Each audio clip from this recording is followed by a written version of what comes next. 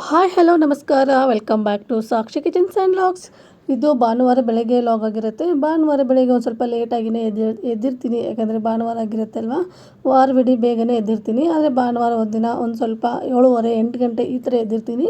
ಇನ್ನು ಅಷ್ಟು ಲೇಟಾಗಿ ಎದ್ಮೇಲೆ ಫಸ್ಟಿಗೆ ನಾನು ಮಾಡುವಂತಹ ಕೆಲಸನೇ ಅಡುಗೆ ಕೆಲಸ ಮುಗಿಸ್ಕೊಂಡ್ಬಿಡ್ತೀನಿ. ಯಾಕಂದರೆ ಇವತ್ತು ನನ್ನ ಹಸ್ಬೆಂಡ್ದು ಕೆಲಸ ಇತ್ತು, ಅವರಿಗೆ ಬ್ರೇಕ್ಫಾಸ್ಟು ಹಾಗೆ ಲಂಚಿಗೆ ಆಗೋ ಥರ ಏನಾದರೂ ಮಾಡೋಣ ಅಂತ ಹೇಳಿ ಮೊದಲಿಗೆ ಇವತ್ತು ನಾನೇನು ಹೆಲ್ತಿ ಡ್ರಿಂಕು ಸಹ ಏನು ಮಾಡ್ಕೊಳ್ಳಿಲ್ಲ.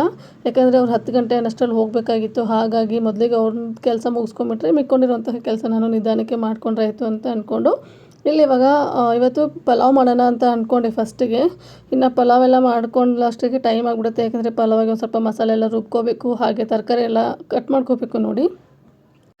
ಲೇಟ್ ಆಗಿಬಿಡುತ್ತೆ ಅಂತ ಹೇಳ್ಬಿಟ್ಟು ಟೊಮೆಟೊ ಬಾತ್ ಮಾಡೋದು ತುಂಬಾ ಸುಲಭ ನನಗೆ. ಹಾಗಾಗಿ ಇಲ್ಲಿ ನಾನು ಟೊಮೆಟೊ ಬಾತನ್ನ ರೆಡಿ ಮಾಡಿಕೊಂಡೆ. ಅಂದರೆ ನಾನು ಟೊಮೆಟೊ ಬಾತಿಗೆ ರುಬ್ಬಿ ಏನೂ ಹಾಕೋದಿಲ್ಲ, ಇನ್ಸ್ಟೆಂಟಾಗಿ ಫಟಾಫಟ್ ಅಂತ ಮಾಡ್ಕೊಂಡ್ಬಿಡ್ತೀನಿ. ಹಾಗಾಗಿ ಟೊಮೆಟೊ ಬಾತನ್ನ ಮಾಡಿ ನನ್ನ ಹಸ್ಬೆಂಡ್ನ ಎಲ್ಲ ಕಲಿಸಾದ್ಮೇಲೆ ಇವಾಗ ಮಕ್ಕಳಿಗೆ ಬ್ರೇಕ್ಫಾಸ್ಟ್ ಹಾಕ್ಕೊಡ್ತಾ ಇದ್ದೆ. ಇನ್ನು ಹಾಗೆ ನಾನು ಸಹ ಇವತ್ತು ಹೆಲ್ತಿ ಡ್ರಿಂಕ್ ಏನೂ ಮಾಡ್ಕೊಳ್ಳೋದಕ್ಕೆ ಹೋಗಲಿಲ್ಲ. ಮಾಡೋಣ ಅನ್ನೋಷ್ಟರಲ್ಲಿ ಟೈಮ್ ಆಲ್ರೆಡಿ 9:30 ಎಲ್ಲ ಆಗಿಬಿಟ್ಟಿತ್ತು. ಇನ್ನು ಒಂದೇ ಸರಿಗೆ ಒಂದು ಸ್ವಲ್ಪ ಬ್ರೇಕ್ಫಾಸ್ಟ್ನ ತಿನ್ಕೊಳ್ಳೋಣ ಅಂತೇಳಿ ನಾನು ಸಹ ಇವತ್ತು ಏನು ಟೊಮೆಟೊ ಬಾತ್ ಮಾಡಿದ್ದೆ ಅಲ್ವಾ ಅದನ್ನೇ ತಿನ್ಕೊತಾ ಇದ್ದೀನಿ. ಇನ್ನು ಇಲ್ಲಿ ಟೊಮೆಟೊ ಬಾತ್ ಎಲ್ಲ ತಿಂದಾದಮೇಲೆ ನನ್ನ ಹಸ್ಬೆಂಡು ನೀವು ಚಿಕನ್ ಮಾಡ್ಕೊಂಡು ತಿನ್ನಿರಿ ಅಂತ ಹೇಳ್ಬಿಟ್ಟು ನಮಗೆ ಚಿಕನ್ನ ತಂದು ಕೊಟ್ಟು ಹೋಗಿದ್ದರು.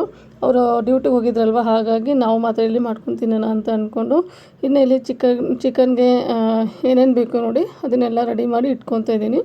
ಇವತ್ತು ನಾನು ಚಿಕನ್ ಫ್ರೈ ಹಾಗೆ ಚಿಕನ್ ಸಾಂಬಾರನ್ನ ಯಾವ ಥರ ಮಾಡೋದು ಅಂತ ನಿಮ್ಮ ಜೊತೆಗೆ ಶೇರ್ ಮಾಡ್ತೀನಿ. ಒಂದೇ ಮಸಾಲ ಹಾಕಿಬಿಟ್ಟು ಫ್ರೈನೂ ಮಾಡ್ಕೋಬೋದು, ಹಾಗೆ ಈ ಸಾಂಬಾರನ್ನು ಮಾಡ್ಕೋಬೋದು. ನಮ್ಮ ಮನೇಲಿ ಯಾವಾಗಲೂ ಮಾಡೋದು ಇದೇ ಥರನೇ, ನಮ್ಮ ಅಮ್ಮನೂ ಇದೇ ಥರ ಮಾಡ್ತಾರೆ, ನಾನು ಸಹ ಇದೇ ಥರ ಮಾಡ್ತೀನಿ. ಹಾಗಾಗಿ ಇವತ್ತು ಆ ರೆಸಿಪಿನ ನಿಮ್ಮ ಜೊತೆಗೆ ಶೇರ್ ಮಾಡೋಣ ಅಂತ ಅಂದ್ಕೊಂಡು ಇವತ್ತು ಎಲ್ಲ ರೆಡಿ ಮಾಡ್ಕೊತಾ ಇದ್ದೆ. ಇನ್ನು ಇಲ್ಲಿ ಚಿಕನ್ ಸಾಂಬಾರನ್ನ ಹಾಗೆ ಫ್ರೈನ ಯಾವ ಥರ ಮಾಡಿದ್ದೀನಿ ಅಂತ ನಿಮ್ಮ ಜೊತೆಗೆ ಶೇರ್ ಮಾಡ್ತಾಯಿದ್ದೀನಿ ನೋಡಿ. ಮೊದಲಿಗೆ ಇಲ್ಲಿ ಮಸಾಲಾನ ಹುರ್ಕೋಬೇಕಾಗುತ್ತೆ. ಹಾಗಾಗಿ ಇಲ್ಲಿ ಒಂದು ಚಿಕ್ಕ ಬಾಣಲೆ ಇಟ್ಕೊಂಡಿದ್ದೀನಿ. ಅದಕ್ಕೆ ಒಂದು 3ರಿಂದ 4 ಸ್ಪೂನ್ ಆಗುವಷ್ಟು ಧನಿಯಾ ಕಾಳು, 2 ಸ್ಪೂನ್ ಆಗುವಷ್ಟು ಹುರ್ಗಡ್ಲೆ, ಹಾಗೆ 1 ಇಂಚಿಂದ ಸ್ವಲ್ಪ ಜಾಸ್ತಿ ಚಕ್ಕೆ ತಗೊಳ್ಳಿ, 4 ಲವಂಗ, ಒಂದೇ ಒಂದು ಏಲಕ್ಕಿ, ಹಾಗೆ 1 ಸ್ಪೂನ್ ಆಗುವಷ್ಟು ಗಸಗಸೆ. ಖಾರಕ್ಕೆ ಎಷ್ಟು ಬೇಕು ನೋಡಿ ನೀವು ಇಲ್ಲಿ ಕಾಳು ಮೆಣಸನ್ನ ಹಾಕ್ಕೊಳ್ಳಿ. ಯಾಕೆಂದರೆ ನಾವು ಸಾಂಬಾರಿಗೂ ಮತ್ತು ಖಾರ ಹಾಕೋದ್ರಿಂದ ಕಾಳು ಮೆಣಸನ್ನ ಇಲ್ಲಿ ನಾನು ಕಡಿಮೆನೇ ಹಾಕ್ಕೊಂಡಿದ್ದೀನಿ. ಒಂದು 30ರಿಂದ 35 ಕಾಳನ್ನ ಸೇರಿಸ್ಕೊಂಡಿದ್ದೀನಿ ಅಷ್ಟೇ. ಇನ್ನು ಅದನ್ನೆಲ್ಲ ನೀಟಾಗಿ ಈ ಥರ ಫ್ರೈ ಮಾಡ್ಕೋಬೇಕಾಗುತ್ತೆ. ನಾನಿಲ್ಲಿ ಫ್ರೈ ಮಾಡ್ಕೊಳ್ಳೋದಕ್ಕೆ 1 ಸ್ಪೂನು ಎಣ್ಣೆನ ಸೇರಿಸ್ಕೊಂಡು ಫ್ರೈ ಮಾಡ್ಕೊತಾ ಇದ್ದೀನಿ. ನಾವು ಹಾಕಿರುವಂತಹ ಮಸಾಲೆ ಏನಿದೆ ಅಲ್ವ ಅದೊಂದು ಸ್ವಲ್ಪ ಕಪ್ಪಗಾಗಬೇಕು. ಅಂದರೆ ಕಪ್ಪಗಂದರೆ ತುಂಬ ಕಪ್ಪಗಲ್ಲ, ಇವಾಗ ನಾನು ನಿಮಗೆ ತೋರಿಸ್ತಿದ್ದೆ ನೋಡಿ, ಈ ಥರ ಆಗಬೇಕು. ಇಲ್ಲಿವರೆಗೂ ಇದನ್ನು ಫ್ರೈ ಮಾಡ್ಕೋಬೇಕಾಗುತ್ತೆ. ಇದನ್ನು ನಾನು ಮಿಕ್ಸಿ ಜಾರಿಗೆನೇ ತೆಗೆದು ಹಾಕ್ತಾಯಿದ್ದೀನಿ. ಇದೇ ಪಾತ್ರೆಗೆ ನಾನು ಇಲ್ಲಿ 3 ಟೊಮೆಟೊನೂ ಸಹ ಸೇರಿಸ್ಕೊಂಡು ಒಂದು 3ರಿಂದ 4 ಡ್ರಾಪ್ ಆಗೋಷ್ಟು ಎಣ್ಣೆನ ಸೇರಿಸ್ಕೊತಾ ಇದ್ದೀನಿ. ಎಣ್ಣೆನ ಹಾಕ್ಕೊಂಡು ನೀಟಾಗಿ ಇದನ್ನು ಸಹ ಫ್ರೈ ಮಾಡ್ಕೋಬೇಕಾಗತ್ತೆ, ಎಣ್ಣೆಲೆನೇ ಹುರ್ಕೋಬೇಕಾಗತ್ತೆ. ಅಂದರೆ ಟೊಮೆಟೊ ಹಾಕಿದಾಗ ಈ ಥರ ಇದೆ ಇಲ್ವಾ, ನಾವು ಹುರಿದಾಗ ಅದ್ರ ಮೇಲೆ ಕಪ್ಪು ಚುಕ್ಕೆ ಚುಕ್ಕೆ ಕಲೆಗಳು ಬಂದಿರುತ್ತೆ, ಆ ಥರ ನಾವು ಇದನ್ನು ಫ್ರೈ ಮಾಡ್ಕೋಬೇಕಾಗುತ್ತೆ. ಈ ಥರ ಟೊಮೆಟೊನ ನಾವು ಫ್ರೈ ಮಾಡಿ ಹಾಕೊಳ್ಳೋದ್ರಿಂದ ಸಾಂಬಾರು ಟೇಸ್ಟು ತುಂಬಾ ಚೆನ್ನಾಗಿರುತ್ತೆ. ಹಾಗಾಗಿ ಇವಾಗ ನೋಡ್ತಾ ಇರ್ಬೋದಲ್ಲ ನೀವು, ಈ ಥರ ಫ್ರೈ ಮಾಡ್ಕೋಬೇಕಾಗತ್ತೆ. ಇದು ಪೂರ್ತಿಯಾಗಿ ತಣ್ಣಗಾಗುವಷ್ಟರಲ್ಲಿ ನಾನು ಮೊದಲಿಗೆ ಚಿಕನ್ ಸಾಂಬಾರಿಗೆ ಒಗ್ಗರಣೆ ಮಾಡ್ಕೊತಾ ಇದ್ದೀನಿ. ಇಲ್ಲಿ ಒಂದು ಪಾತ್ರೆ ಇಟ್ಕೊಂಡಿದ್ದೀನಿ, ಪಾತ್ರೆಗೆ ಎಣ್ಣೆ ಹಾಕ್ಕೊತಾ ಇದ್ದೀನಿ. ನೋಡಿ ನಿಮಗೆ ಚಿಕನ್ಗೆ ಎಣ್ಣೆ ಎಷ್ಟು ಬೇಕೋ ಅಷ್ಟನ್ನ ಸೇರಿಸ್ಕೋಬೋದು. ಒಬ್ಬೊಬ್ಬರಿಗೆ ಜಾಸ್ತಿ ಬೇಕಾಗುತ್ತೆ, ಒಬ್ಬೊಬ್ಬರಿಗೆ ಕಡಿಮೆ ಬೇಕಾಗುತ್ತೆ. ನಾನಿಲ್ಲಿ ಒಂದು ಮೀಡಿಯಮ್ ಆಗಿ ಸೇರಿಸ್ಕೊಂಡಿದ್ದೀನಿ. ಇನ್ನು ಇಲ್ಲಿ ಎಣ್ಣೆ ಕಾದಾದ ನಂತರ ಒಂದು ಚಿಕ್ಕ ಈರುಳ್ಳಿನ ಚಿಕ್ಕದಾಗಿ ಕಟ್ ಮಾಡಿ ಸೇರಿಸ್ಕೊತಾ ಇದ್ದೀನಿ. ಹಾಗೆ ಜೊತೆಗೆ ಒಂದು ಟೊಮೆಟೊನ ಸೇರಿಸ್ಕೊತಾ ಇದ್ದೀನಿ. ಇಲ್ಲಿ ಟೊಮೆಟೊ ಹಾಗೆ ಏನು ಈರುಳ್ಳಿ ಹಾಕ್ಕೊಂಡಿದ್ದೀವಲ್ಲ ಅದನ್ನು ಒಂದು 2 ನಿಮಿಷ ಈ ಥರ ಫ್ರೈ ಮಾಡ್ಕೊಂಡ್ಮೇಲೆ ಇದಕ್ಕೆ ಚಿಕನ್ನ ಸೇರಿಸ್ಕೊತಾ ಇದ್ದೀನಿ. 1.5 kg ಚಿಕನ್ನ ತೊಗೊಂಡು ಬಂದಿದ್ವಿ, ಅದನ್ನೇ ಪೂರ್ತಿಯಾಗಿ ಚಿಕನ್ನ ಸೇರಿಸ್ಕೊತಾ ಇದ್ದೀನಿ. ಇಲ್ಲಿ ಚಿಕನ್ನ ಸೇರಿಸ್ಕೊಂಡು ನೀಟಾಗಿ ಎಣ್ಣೆಲೇ ಒಂದ್ಸರಿ ಫ್ರೈ ಮಾಡ್ಕೋಬೇಕಾಗತ್ತೆ. ಎಣ್ಣೆಲಿ ಫ್ರೈ ಮಾಡಿಕೊಂಡು ಒಂದು 5 ನಿಮಿಷ ಇದನ್ನು ಬೇಯೋದಕ್ಕೆ ಬಿಡಬೇಕಾಗತ್ತೆ. ಚಿಕನ್ ಬೇಯೋದಕ್ಕೆ ತುಂಬ ಟೈಮ್ ತೊಗೊಳ್ಳೋದಿಲ್ಲ. ಒಂದು 5 ನಿಮಿಷ ಎಣ್ಣೆಯಲ್ಲಿ ಫ್ರೈ ಆಗಲಿ ಇದು, ಅಂದರೆ ಎಣ್ಣೆಯಲ್ಲೇ ಬೆಂದ್ಕೊಳ್ಳಿ. ಅದಾದ ನಂತರ ಇದಕ್ಕೆ ಇವಾಗ ಖಾರಕ್ಕೆ ನಾನಿಲ್ಲಿ ಅಚ್ಚ ಖಾರದ ಪುಡಿನ ಸೇರಿಸ್ಕೊತಾ ಇದ್ದೀನಿ. ಒಂದು ದೊಡ್ಡ ಸ್ಪೂನಲ್ಲಿ 1.5 ಸ್ಪೂನ್ ಆಗೋಷ್ಟು ಅಚ್ಚ ಖಾರದ ಪುಡಿನ ಸೇರಿಸ್ಕೊತಾ ಇದ್ದೀನಿ. ಹಾಗೆ ರುಚಿಗೆ ತಕ್ಕಷ್ಟು ಉಪ್ಪನ್ನ ಸೇರಿಸ್ಕೊತಾ ಇದ್ದೀನಿ. ನಾನಿಲ್ಲಿ ಕಾಶ್ಮೀರ್ ರೆಡ್ ಚಿಲ್ಲಿ ಪೌಡರ್ನ ಬಳಸಿರೋದ್ರಿಂದ ಮತ್ತು ಯಾವುದೇ ಖಾರಕ್ಕೆ ಏನು ಸೇರಿಸ್ಕೊತಾ ಇಲ್ಲ ನಾನು. ನಿಮಗೆ ನೋಡಿ ಖಾರ ಜಾಸ್ತಿ ಬೇಕು ಅಂದರೆ ನೀವು ಜಾಸ್ತಿನೂ ಸಹ ಸೇರಿಸ್ಕೋಬೋದು, ಖಾರ ಕಡಿಮೆ ಬೇಕಂದರೆ ಕಡಿಮೆನೂ ಸಹ ಸೇರಿಸ್ಕೊಳ್ಳಿ. ನಮ್ಮನೇಲಿ ಖಾರ ಅಷ್ಟಾಗಿ ತಿನ್ನೋದಿಲ್ಲ, ಹಾಗಾಗಿ ನಾನು ಕಡಿಮೆನೇ ಸೇರಿಸ್ಕೊಂಡಿದ್ದೀನಿ. ಇನ್ನು ಇಲ್ಲಿ ಉಪ್ಪೆಲ್ಲ ಹಾಕಿದ ಮೇಲೆ ನೀಟಾಗಿ ಇದನ್ನು ಒಂದ್ಸರಿ ಈ ಥರ ಮಿಕ್ಸ್ ಮಾಡ್ಕೋಬೇಕಾಗತ್ತೆ. ನೋಡ್ತಾ ಇರ್ಬೋದು ನೀವು ಯಾವ ಥರ ಕಾಣ್ತಾ ಇದೆ ಅಂತೇಳಿ. ಇನ್ನು ಇದಕ್ಕೆ ಚಿಕನ್ ಮುಳುಗೋಷ್ಟು ಮಾತ್ರ ನಾನು ನೀರನ್ನ ಸೇರಿಸ್ಕೊತಾ ಇದ್ದೀನಿ. ಇನ್ನು ಚಿಕನ್ ಒಳಗಷ್ಟು ನೀರನ್ನು ಸೇರಿಸ್ಕೊಂಡಿದ್ದನ್ನ ಇನ್ನೊಂದು ಸರಿ ಮಿಕ್ಸ್ ಮಾಡಿಕೊಂಡು ಲಿಡ್ನ ಕ್ಲೋಸ್ ಮಾಡಿ ಇದನ್ನು ಬೇಯೋದಕ್ಕೆ ಬಿಟ್ಬಿಡ್ತೀನಿ. ಇದು ಬೇಯೋ ಅಷ್ಟರಲ್ಲಿ ನಾವೇನು ಮಸಾಲೆ ಹುರ್ಕೊಂಡಿದ್ವಲ್ಲ ಅದು ಸಹ ಪೂರ್ತಿಯಾಗಿ ತಣ್ಣಗಾಗಿತ್ತು. ಇನ್ನು ಅದನ್ನು ಮಿಕ್ಸಿ ಮಾಡ್ಕೋಬೇಕಾಗುತ್ತೆ. ಹಾಗಾಗಿ ನಾನಿಲ್ಲಿ ಮೊದಲೇ ಹುರಿದಿಟ್ಕೊಂಡಿರುವಂತಹ ಮಸಾಲಾನ ಮಿಕ್ಸಿಗೆ ಹಾಕ್ಕೊಂಡು ಇಟ್ಕೊಂಡಿದ್ದೀನಿ. ಇದಕ್ಕೆ ಇವಾಗ 1 ಗೆಡ್ಡೆ ಬೆಳ್ಳುಳ್ಳಿನ ಸೇರಿಸ್ಕೊತಾ ಇದ್ದೀನಿ. ಅಂದರೆ ದೊಡ್ಡ ಗೆಡ್ಡೆ ಇತ್ತು, ಹಾಗಾಗಿ 1 ಗೆಡ್ಡೆ ಸೇರಿಸ್ಕೊತಾ ಇದ್ದೀನಿ. ಇನ್ನು ಅದಾದಮೇಲೆ ಬೆಳ್ಳುಳ್ಳಿ ಪ್ರಮಾಣ ಕಡಿಮೆ ತೊಗೊಂಡಿದ್ದೀನಿ, ನಾನಿಲ್ಲಿ ಶುಂಠಿ ಪ್ರಮಾಣ ಜಾಸ್ತಿ ತೊಗೊಂಡಿದ್ದೀನಿ. ಶುಂಠಿ ಬೆಳ್ಳುಳ್ಳಿನ ಸೇರಿಸ್ಕೊಂಡಾದ ನಂತರ ಇದಕ್ಕೆ 1 ಹಿಡಿ ಆಗುವಷ್ಟು ಕೊತ್ತಂಬರಿ ಸೊಪ್ಪು ಹಾಗೆ ಒಂದು ಅರ್ಧ ಈರುಳ್ಳಿನ ಸೇರಿಸ್ಕೊತಾ ಇದ್ದೀನಿ. ಅರ್ಧ ಈರುಳ್ಳಿ ಒಗ್ಗರಣೆ ಹಾಕ್ಕೊಂಡಿದ್ದೀನಿ, ಅರ್ಧ ಈರುಳ್ಳಿ ರುಬ್ಬೋದಕ್ಕೆ ಸೇರಿಸ್ಕೊತಾ ಇದ್ದೀನಿ ಇದಕ್ಕೆ. ಹಾಗೆ ಒಂದು ಸ್ವಲ್ಪ ಪುದೀನ ಸೊಪ್ಪನ್ನ ಸಹ ಸೇರಿಸ್ಕೋಬೇಕಾಗತ್ತೆ. ಅಂದರೆ ನಾವಿಲ್ಲಿ ಕೊತ್ತಂಬರಿ ಸೊಪ್ಪನ್ನ 1 ಹಿಡಿ ಸೇರಿಸ್ಕೊತೀವಲ್ವ, ಒಂದು ಅರ್ಧ ಹಿಡಿ ಆಗುವಷ್ಟು ಪುದೀನ ಸೊಪ್ಪನ್ನ ಸೇರಿಸ್ಕೊಳ್ಳಿ. ಇದನ್ನ ಸೇರಿಸ್ಕೊಂಡು ಫಸ್ಟಿಗೆ ನೀರು ಹಾಕ್ತೇನೆ ಹಾಗೆ ರುಬ್ಬಿ, ಯಾಕೆಂದರೆ ನಾನಿಲ್ಲಿ ಶುಂಠಿ ಅದೆಲ್ಲ ಹಾಗೆ ಕಟ್ ಮಾಡಿ ಸೇರಿಸ್ಕೊಂಡಿದ್ದೀನಲ್ವ, ಒಂದೊಂದು ಸಾರಿ ಬೇಗನೆ ನುಣ್ಣಗಾಗಲ್ಲ. ಹಾಗಾಗಿ ಇನ್ನು ನೀರು ಹಾಕ್ತಾನೆ ರುಬ್ಬಿದ ಮೇಲೆ ಇದಕ್ಕೆ ಇವಾಗ ಫಸ್ಟಿಗೆ ನಾವೇನು ಹುರಿದಿಟ್ಕೊಂಡಿದ್ವಲ್ಲ ಟೊಮೆಟೊ ಹಾಗೆ ಕಾಯಿನೂ ಸಹ ಸೇರಿಸ್ಕೊಂಡು ರುಬ್ಬೋದಕ್ಕೆ ಎಷ್ಟು ಬೇಕೋ ನೋಡಿ ನೀರು ಅಷ್ಟನ್ನ ಸೇರಿಸ್ಕೊಂಡು ಇದನ್ನು ಪೂರ್ತಿಯಾಗಿ ನುಣ್ಣಗೆ ರುಬ್ಕೊಂಡು ಬರಬೇಕಾಗತ್ತೆ. ನಾನು ನಿಮಗೆ ಇಲ್ಲಿ ತೋರಿಸ್ತಾ ಇದ್ದೀನಿ ನೋಡಿ ಯಾವ ಥರ ರುಬ್ಬಿದ್ದೀನಿ ಅಂತ ಹೇಳ್ಬಿಟ್ಟು. ಈ ಥರ ನುಣ್ಣಗೆ ಆಗಬೇಕು. ಈ ಥರ ನುಣ್ಣಗಾದರೆ ಸಾಂಬಾರು ತಿಕ್ನೆಸ್ಸು ತುಂಬ ಚೆನ್ನಾಗಿ ಬರುತ್ತೆ. ಹಾಗಾಗಿ ಇನ್ನು ಇದೆಲ್ಲ ರೆಡಿ ಮಾಡ್ಕೊಳ್ಳೋ ಅಷ್ಟರಲ್ಲಿ ಒಂದು ಸೈಡು ಚಿಕನ್ನು ಸಹ ನೀಟಾಗಿ ಬೆಂದ್ಕೊಂಡಿತ್ತು. ಚಿಕನ್ ಏನು ಬೇಯೋದಕ್ಕೆ ತುಂಬ ಟೈಮೇನು ತೊಗೊಳ್ಳಲ್ಲ ಅಂತ ಹೇಳಿದೆ ನೋಡಿ. ಹಾಗಾಗಿ ಇನ್ನು ಇದನ್ನು ಪಕ್ಕದ ಗ್ಯಾಸಲ್ಲಿ ಇಟ್ಕೊತಾ ಇದ್ದೀನಿ. ಇನ್ನು ಇಲ್ಲಿ ಫ್ರೈ ಮಾಡೋದಕ್ಕೆ ಮೊದಲಿಗೆ ಒಂದು ಬಾಣಲಿ ಇಟ್ಕೊಂಡಿದ್ದೀನಿ. ಬಾಣಲಿಗೆ 2-3 ಸ್ಪೂನ್ ಆಗುವಷ್ಟು ಎಣ್ಣೆನ ಹಾಕ್ಕೊಳ್ಳಿ. ಆಮೇಲೆ ನಾನು ಇದಕ್ಕೆ ತುಪ್ಪ ಸೇರಿಸೋದ್ರಿಂದ ನಾನಿಲ್ಲಿ 2-3 ಸ್ಪೂನ್ ಆಗುವಷ್ಟು ಎಣ್ಣೆನ ಸೇರಿಸ್ಕೊತಾ ಇದ್ದೀನಿ. ಇನ್ನು ನಾವು ಆವಾಗಲೇ ಏನು ಸಾಂಬಾರಿಗೆ ಒಗ್ಗರಣೆ ಹಾಕಿಟ್ಕೊಂಡಿದ್ವಿ ನೋಡಿ ಚಿಕನ್ನು, ಆ ಪೀಸಸ್ ನಾನಿವಾಗ ಫ್ರೈಗೆ ಬಳಸ್ಕೊತಾ ಇದ್ದೀನಿ. ಈ ಥರ ಮಾಡೋದ್ರಿಂದ ಫ್ರೈ ತುಂಬಾ ರುಚಿಯಾಗಿರುತ್ತೆ. ಹಾಗಾಗಿ ಇನ್ನು ಇಲ್ಲಿ ಚಿಕನ್ಗೆ ಫ್ರೈಗೆ ಎಷ್ಟು ಬೇಕು ನೋಡಿ ಪೀಸ್ಗಳು ಅಷ್ಟನ್ನ ತೆಗೆದುಬಿಟ್ಟು ನಾನು ಇಲ್ಲಿ ಬಾಣಲಿಗೆ ಸೇರಿಸ್ಕೊಂಡಿದ್ದೀನಿ. ಅದು ಚಿಕನ್ ಒಂದು ಸ್ವಲ್ಪ ಎಣ್ಣೆಲಿ ನೀಟಾಗಿ ಫ್ರೈ ಆಗೋಷ್ಟರಲ್ಲಿ ಸಾಂಬಾರಿಗೆ ಮಸಾಲೆ ರುಬ್ಬಿಟ್ಟಿದ್ವಲ್ವ ನಾವು, ಅದನ್ನು ಸೇರಿಸ್ಕೊತಾ ಇದ್ದೀನಿ. ಒಂದೇ ಮಸಾಲಾನ ನಾವಿಲ್ಲಿ ಎರಡಕ್ಕೂ ಸಹ ಬಳಸ್ಕೊತಾ ಇದ್ದೀವಿ. ಆದ್ರೂ ಸಾಂಬಾರು ಟೇಸ್ಟೇ ಬೇರೆ ಥರ ಇರುತ್ತೆ, ಈ ಚಿಕನ್ ಫ್ರೈ ಟೇಸ್ಟೇ ಬೇರೆ ಥರ ಇರುತ್ತೆ. ಹಾಗಾಗಿ ಇನ್ನು ಇಲ್ಲಿ ಮಸಾಲಾನ ಸೇರಿಸ್ಕೊಂಡು ಒಂದ್ಸರಿ ನೀಟಾಗಿ ಮಿಕ್ಸ್ ಮಾಡ್ಕೊತಾ ಇದ್ದೀನಿ. ಮಿಕ್ಸ್ ಮಾಡಿಕೊಂಡು ನೋಡಿ, ನಿಮಗೆ ಸಾಂಬಾರು ಗಟ್ಟಿ ಬೇಕಾದರೆ ನೀವು ಗಟ್ಟಿಯಾಗೂ ಸಹ ತಿನ್ಬೋದು. ಕೆಲವೊಬ್ಬರಿಗೆ ನೀರಾಗಿ ಬೇಕಾಗುತ್ತೆ, ಕೆಲವೊಬ್ಬರಿಗೆ ತುಂಬ ಗಟ್ಟಿನೂ ಅಲ್ಲ ತುಂಬ ನೀರಾಗೋಲ್ಲ, ಒಂದು ಹದವಾಗಿರಬೇಕಾಗುತ್ತೆ. ನಾನಿಲ್ಲಿ ಮೀಡಿಯಮ್ ಆಗಿ ಸಾಂಬಾರನ್ನ ಮಾಡ್ಕೊಂಡಿದ್ದೀನಿ. ನೀವು ನೋಡ್ತಾ ಇರ್ಬೋದು ಇಲ್ಲಿ ಯಾವ ಥರ ಮಾಡ್ಕೊಂಡಿದ್ದೀನಿ ಅಂತ. ಇನ್ನು ಇದನ್ನು ಕುದಿಯೋದಕ್ಕೆ ಬಿಡ್ತಾ ಇದ್ದೀನಿ. ಇನ್ನು ಅದಾದ ನಂತರ ಪಕ್ಕದಲ್ಲಿ ಚಿಕನ್ ಏನು ಹಾಕಿದ್ವಲ್ಲ ನಾವು ಬಾಣಲೆಗೆ, ಅದು ಸಹ ನೀಟಾಗಿ ಫ್ರೈ ಆಗಿತ್ತು. ಇನ್ನು ಇದಕ್ಕೂ ಸಹ ನಾನು ರುಬ್ಬಿಟ್ಟಿಟ್ಕೊಂಡಿರುವಂತಹ ಮಸಾಲಾನ ಸೇರಿಸ್ಕೊತಾ ಇದ್ದೀನಿ. ಇನ್ನು ಮಸಾಲಾನ ಸೇರಿಸ್ಕೊಂಡು ನೀಟಾಗಿ ಮಿಕ್ಸ್ ಮಾಡ್ಕೋಬೇಕಾಗತ್ತೆ. ನಾವು ಇದಕ್ಕೆ ಉಪ್ಪು ಖಾರ ಏನು ಸೇರಿಸಿಲ್ಲ, ಅಂದರೆ ಸಾಂಬಾರಿಗೆ ಏನು ಸೇರಿಸಿದ್ವಲ್ವ ಅದೇ ಇತ್ತು. ಇನ್ನು ಇದಕ್ಕೆ ನಾನು ಎಕ್ಸ್ಟ್ರಾ ಉಪ್ಪು ಹಾಗೆ ಅಚ್ಕಾರದ ಪುಡಿ, ಗರಂ ಮಸಾಲ, ಧನಿಯಾ ಪುಡಿ ಇದನ್ನೆಲ್ಲ ಸೇರಿಸ್ಕೊತಾ ಇದ್ದೀನಿ. ಇಲ್ಲಿ 1 ಸ್ಪೂನ್ ಆಗುವಷ್ಟು ಅಚ್ಕಾರದ ಪುಡಿನ ಸೇರಿಸ್ಕೊಳ್ಳಿ. ಹಾಗೆ 1/2 ಸ್ಪೂನ್ ಆಗುವಷ್ಟು ಧನಿಯಾ ಪುಡಿ, 1/2 ಸ್ಪೂನ್ ಆಗುವಷ್ಟು ಗರಂ ಮಸಾಲ, ರುಚಿಗೆ ತಕ್ಕಷ್ಟು ಉಪ್ಪನ್ನ ಸೇರಿಸ್ಕೊಳ್ಳಿ. ಚಿಕನ್ ಆಲ್ರೆಡಿ ಉಪ್ಪಲ್ಲಿ ಬೆಂದಿರೋದ್ರಿಂದ ನಾವೇನು ಮಸಾಲ ಹಾಕಿರ್ತೇವಲ್ವ ಅದಕ್ಕೆ ಎಷ್ಟು ಬೇಕೋ ಅಷ್ಟು ಮಾತ್ರ ಇಲ್ಲಿ ಉಪ್ಪನ್ನ ಸೇರಿಸ್ಕೋಬೇಕಾಗತ್ತೆ. ಹಾಗಾಗಿ ನಾನು 1/2 ಸ್ಪೂನ್ ಆಗುವಷ್ಟು ಉಪ್ಪನ್ನ ಸೇರಿಸ್ಕೊಂಡಿದ್ದೀನಿ. ಸೇರಿಸ್ಕೊಂಡು ನೀಟಾಗಿ ಇದನ್ನು ಮಿಕ್ಸ್ ಮಾಡ್ಕೋಬೇಕಾಗತ್ತೆ.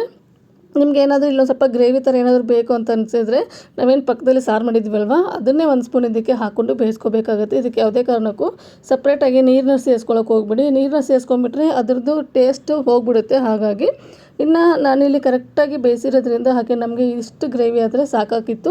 ಹಾಗಾಗಿ ನಾನಿಲ್ಲಿ ಎಕ್ಸ್ಟ್ರಾ ನೀರೇನು ಸೇರಿಸ್ಕೊಳ್ಳೋಕ್ಕೇನು ಹೋಗಲಿಲ್ಲ. ಇನ್ನು ಇದಕ್ಕೆ ಲಾಸ್ಟಲ್ಲಿ 1 ಸ್ಪೂನ್ ಆಗೋಷ್ಟು ತುಪ್ಪನ ಸೇರಿಸ್ಕೊಂಡು ಮೇಲ್ಗಡೆ ಈ ಥರ ಕೊತ್ತಂಬರಿ ಸೊಪ್ಪನ್ನ ಸೇರಿಸ್ಕೊಂಡ್ಬಿಟ್ರೆ ಚಿಕನ್ ಫ್ರೈ ಅನ್ನೋದು ರೆಡಿ ಆಗಿಬಿಡುತ್ತೆ. ಆ ಮುದ್ದೆಗೆ ಕಡಕ್ ಜೋಳದ ರೊಟ್ಟಿಗೆ ಮಾತ್ರ ಸೂಪರಾಗಿರುತ್ತೆ. ನಮ್ಮ ಮನೇಲಿ ಯಾವಾಗಲೂ ನಾನು ಚಿಕನ್ ಮಾಡಿದರೆ ಇದೇ ಥರನೇ ಮಾಡೋದು.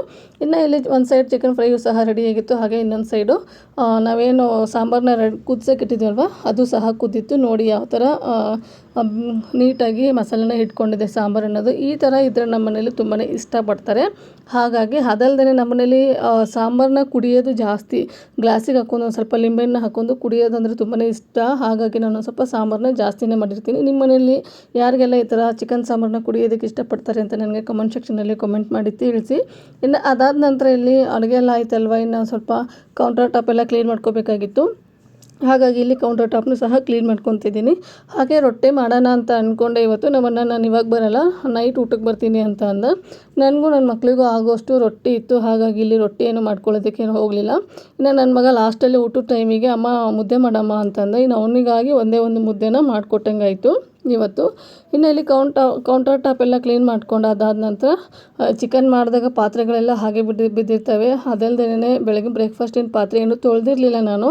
ಒಂದೇ ಸರಿ ಎಲ್ಲ ಒಟ್ಟಿಗೆ ತೊಳ್ಕೊಂಬಿಟ್ರೆ ಒನ್ ಟೈಮ್ ಪಾತ್ರೆ ತೊಳ್ದಂಗೆ ಆಗ್ಬಿಡುತ್ತಲ್ಲ ಅಂತೇಳಿ ಎಲ್ಲ ಒಂದೇ ಹತ್ರ ಹಾಕ್ಬಿಟ್ಟಿದ್ದೆ ಸಿಂಕಲ್ಲಿ. ಇನ್ನು ಇವಾಗ ಇಲ್ಲಿ ಪಾತ್ರೆನ ಕ್ಲೀನ್ ಮಾಡ್ಕೊತಾ ಇದ್ದೀನಿ. ನಾನು ಪಾತ್ರೆ ಎಲ್ಲ ಕ್ಲೀನ್ ಮಾಡಿಕೊಂಡು ಅಡುಗೆ ಮನೆಯೆಲ್ಲ ಕ್ಲೀನ್ ಮಾಡಿಕೊಂಡು ಸ್ನಾನ ಮಾಡ್ಕೊಂಬರೋ ಅಷ್ಟರಲ್ಲಿ ಟೈಮು ಕರೆಕ್ಟಾಗಿ 1:30 ಎಲ್ಲ ಆಗಿತ್ತು. ಇನ್ನು ಟೈಮ್ ಬೇರೆ ಆಗಿತ್ತಲ್ವ ಅಂತೇಳಿ ಊಟಕ್ಕೂ ಸಹ ನಾವು ರೆಡಿ ಮಾಡ್ಕೊತಾ ಇದ್ವಿ. ನೋಡಿ ಇವತ್ತಿನ ಊಟ ಈ ಥರ ಇತ್ತು. ಕಡಕ್ ಜೋಳದ ರೊಟ್ಟಿ, ಹಾಗೆ ಮುದ್ದೆ, ಚಿಕನ್ ಸಾಂಬಾರು, ಚಿಕನ್ ಫ್ರೈ, ಅದ್ರ ಜೊತೆಗೆ ಒಂದು ಸ್ವಲ್ಪ ಸಲಾಡು. ಸೂಪರ್ ಟೇಸ್ಟಿಯಾಗಿರುತ್ತೆ. ಯಾರಿಗೆಲ್ಲ ಈ ಥರ ಊಟ ಇಷ್ಟ ಅಂತ ನನಗೆ ಕಮೆಂಟ್ ಸೆಕ್ಷನಲ್ಲಿ ಕಾಮೆಂಟ್ ಮಾಡಿ ತಿಳಿಸಿ. ನಮ್ಮ ಮನೆಯಲ್ಲಿ ತುಂಬ ರೇರು ಚಿಕನ್ ಮಾಡೋದು. ಹಾಗಾಗಿ ಈ ಥರ ಚಿಕನ್ ಮಾಡಿದಾಗ ಎಲ್ಲರೂ ಇಷ್ಟಪಟ್ಟು ಚಿಕನ್ನ ತಿಂತೀವಿ. ಅದು ವಾರದಲ್ಲಿ 1 ಸರಿ ಅಥವಾ 2 ಸರಿ ಮಾಡ್ಕೊಂಡು ತಿಂತಾಯಿದ್ರೆ ಅಷ್ಟಾಗಿ ಇಷ್ಟ ಆಗೋದಿಲ್ಲ. ಹಾಗಾಗಿ ಇನ್ನು ಇಲ್ಲಿ ಮತ್ತೆ ನಾನು ಸಂಜೆಯಿಂದ ಲಾಗ್ನ ಕಂಟಿನ್ಯೂ ಮಾಡ್ತಾಯಿದ್ದೀನಿ. ಇವತ್ತು ಭಾನುವಾರ ಆಗಿರೋದ್ರಿಂದ ಮನೆಯಲ್ಲಿ ತರಕಾರಿ ಏನೂ ಇರಲಿಲ್ಲ. ಒಂದು 3 ದಿನಕ್ಕೆ ಎಷ್ಟು ಬೇಕು ನೋಡಿ ತರಕಾರಿ ಅಷ್ಟನ್ನ ತೊಗೊಂಡು ಬಂದರೆ ಆಯಿತು ಅಂತ ಇಲ್ಲಿ ತರಕಾರಿ ಶಾಪ್ಗೂ ಸಹ ಬಂದಿದ್ದೆ. ಇವತ್ತು ನಾನು ಬಂದಿರುವಂತಹ ತರಕಾರಿ ಶಾಪ್ ಏನಿದೆ ಅಲ್ವ, ನಮ್ಮ ಮನೆ ಹತ್ರನೇ ಇದೆ. ಅದಲ್ದೇ ಹಣ್ಣು ಹಾಗೆ ತರಕಾರಿ ಒಂದೇ ಹತ್ರ ಸಿಕ್ಬಿಡುತ್ತೆ ಅಂತೇಳಿ ನಾನು ಇಲ್ಲೇ ಬಂದುಬಿಡ್ತೀನಿ. ಇನ್ನು ಇವತ್ತೊಂದು ಸ್ವಲ್ಪ ಫ್ರೂಟ್ಸು ಸಹ ಬೇಕಾಗಿತ್ತು, ತರಕಾರಿನೂ ಸಹ ಬೇಕಾಗಿತ್ತಲ್ವ, ಹಾಗಾಗಿ ಅದೆಲ್ಲ ತೊಗೊಂಡು ಬಂದಿದ್ದಾಯಿತು. ಇನ್ನು ಇಲ್ಲಿ ರೊಟ್ಟಿನೂ ಸಹ ಮಾಡ್ಕೋಬೇಕಾಗಿತ್ತು, ಯಾಕಂದರೆ ಬೆಳಿಗ್ಗೆ ಮಾಡಿರಲಿಲ್ಲ ನೋಡಿ. ಇನ್ನು ಸಂಜೆಗೆ ನಮ್ಮನ್ನು ಊಟಕ್ಕೆ ಬರ್ತಾನೆ. ಹಾಗಾಗಿ ಒಂದು ಸ್ವಲ್ಪ ಖಡಕ್ಕಾಗಿ ರೊಟ್ಟಿ ಮಾಡಿಡೋಣ ಅಂತೇಳಿ ಖಡಕ್ ರೊಟ್ಟಿಗೆ ರೆಡಿ ಮಾಡ್ಕೊತಾ ಇದ್ದೆ.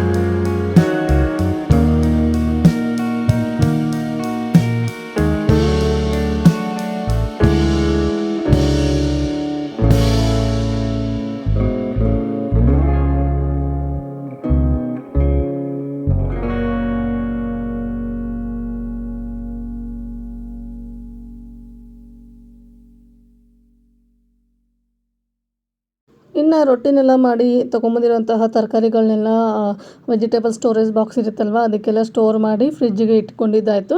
ಇನ್ನು ಅದಾದ ನಂತರ ಇನ್ನು ಇಲ್ಲಿ ನನಗೂ ನನ್ನ ಹಸ್ಬೆಂಡ್ಗೂ ನೈಟಿಗೆ ಬಾರ್ಲಿ ಗಂಜಿ ಮಾಡೋಣ ಅಂತ ಅಂದ್ಕೊಂಡೆ. ಯಾಕಂದರೆ ಮಧ್ಯಾಹ್ನ ಚಿಕನ್ ತಿಂದಿದ್ವಲ್ವ, ನೈಟು ತಿನ್ನಬೇಕು ಅಂದರೆ ಡೈಜೆಷನ್ ಅಷ್ಟು ಕರೆಕ್ಟಾಗಿ ಆಗೋಲ್ಲ.